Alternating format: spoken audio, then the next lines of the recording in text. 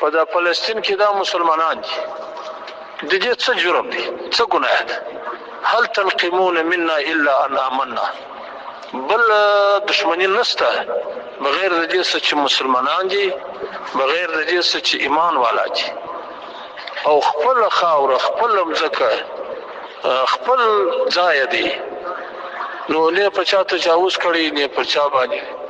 دا اسرائیل خو چې دي دا خو غاصبان دي، دا اشغالګر دي، دا د مسلمانانو مسجد او د مسلمانانو قبله او د مسلمانانو ځمکه د دې غاصبان دي، دا غصب کړي دي. لیکن پر دې مظلوم مسلمانانو باندې د دې د ظلم او وحشت ټول دنیا ورته ګوري.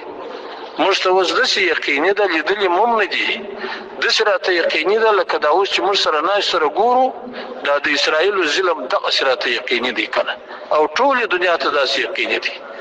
لیکن تا د یو چا غږ اورېدلی دی یا د یو ځای دوی ته یو کومک و یو مرسته و امداد دا دې لیدلی چې مسلمانانو سره کړي دي؟ بلکې بالعکس د هغه دشمنه سره چې هغه ظالم خونخوار دی د هغه سره له مرستې کېږي. دا څه وجه ده؟